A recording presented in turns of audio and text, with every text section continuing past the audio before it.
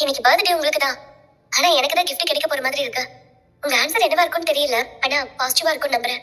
அதுக்கு தான் ரொம்ப ஈகரா வெயிட் பண்ணிட்டு இருக்கேன். என்ன சொல்ல போறீங்க? நீங்க சைலண்டா இருக்கிறது எனக்கு இன்னும் டென்ஷனா இருக்கு. லவ்ல வெயிட் பண்ற ஃபீலிங் நல்லா இருக்கும்னு சொல்லுவாங்க. அப்படிதான் இருக்கு. ஆனா கொஞ்சம் நர்வஸாவும் இருக்கு. ரொம்ப நாள் வெயிட் பண்ணிட்டேன். இதுக்கு மேலே என்ன வெயிட் பண்ண வைக்க போறீங்களா? I love you Rekha. I love you too Sathya. Hello Rekha, என்னம்மா சொல்லு. எங்க இருக்க நீ? வெளியே இருக்க. வெளியிலனா எங்க? அதத்தான் கேக்குறேன். ஃப்ரெண்டோட வெளியே வந்திருக்கேம்மா.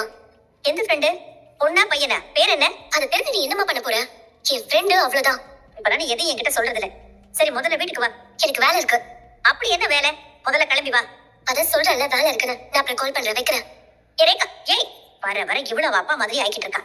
மதிக்கிறதே இல்ல கொஞ்சம் கூட. என்னாச்சு ரேகா? என் லைஃப்லயே நான் இப்பதான் சந்தோஷமா இருந்தேன். ஆனா எனக்கு இப்ப வந்த கால் என் ஹாப்பினஸே டிஸ்டர்ப் பண்ணிடுச்சு. ஒரு ரிலேஷன்ஷிப் ஆரம்பிக்கும் போதே கூடவே ஒரு ப்ராப்ளமும் வருது. என்ன ப்ராப்ளம்? பட் எனிவேஸ், இது நம்ம லைஃப். நம்ம லைஃப்ல என்ன நடக்கணும், நம்ம யார் கூட இருக்கணும்னு நம்ம தான் முடிவு பண்ணணும்.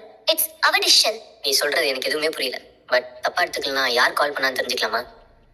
என் அம்மா தான். நான் சொன்ன ப்ராப்ளமும் அவங்க தான். நீ என் லவ் அக்செப்ட் பண்ணிக்கிட்டேன். I'm really happy. ஆனா நம்ம லவ் என் வீட்ல அக்செப்ட் பண்ணிக்க மாட்டாங்க. என் அப்பாவே அக்செப்ட் பண்ணிட்டா கூட என் அம்மா அக்செப்ட் பண்ண மாட்டாங்க. ஆனா உன் வீட்ல எப்படின்னு தெரியல. அவங்க ஆல்ரெடி அக்செப்ட் பண்ணிட்டாங்க. என்ன சொல்ற? ஆமா, ஸ்டார்டிங்ல எனக்கும் உன்னை பிடிச்சிருந்தது. ஆனா அதையும் தாண்டி நான் எதுவுமே யோசிக்கல. நீ உன் லவ்வை சொன்னதுக்கு அப்புறம் தான் எனக்கும் உன் மேல லவ் இருக்குன்றதை புரிஞ்சுக்கிட்டேன். அதை நான் என் அக்கா மாமா கிட்டயும் சொல்லிட்டேன். அவங்க 2 பேரும் நமக்கு சப்போர்ட்டா இருப்பாங்க. அது கண்டிப்பா எனக்கு தெரியும். உன் வீட்ல உனக்கு சப்போர்ட்டா இருக்கிறது எனக்கு ஹாப்பி தான். ஆனா ஏன் சிச்சுவேஷன் அப்படி இல்ல. நம்ம மேரேஜ் பண்றப்ப என் ஃபேமிலில இருந்து கண்டிப்பா அப்போஸ் பண்ணுவாங்க. யோசிக்க முடியாத அளவுக்கு ப்ராப்ளம்ஸ் வரலாம்.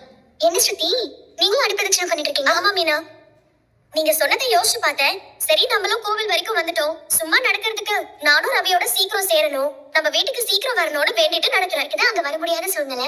ஆனா உங்களுக்கு அப்படி இல்லல்ல. நீங்க எப்ப வேணா வரலாமே. எப்ப வேணா வரலாம் தான். ஆனா நான் சொன்னதெல்லாம் ரவி செய்யணும்ல. அந்த நீத்துவை அவன் சாரி கேட்க வைக்கணும்.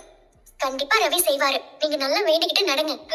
என் ஸ்ருதி, அதிசயமா கோயிலுக்கெல்லாம் வந்திருக்கேன். ஏன் நான் வரக்கூடாதா? நான் அடிக்கடி கோவிலுக்கு வந்து சாமியை டிஸ்டர்ப் பண்ண மாட்டேன். என்ன வேண்டுதலா? ஆமா ஆண்டி. என்ன வேண்டிக்கிட்ட?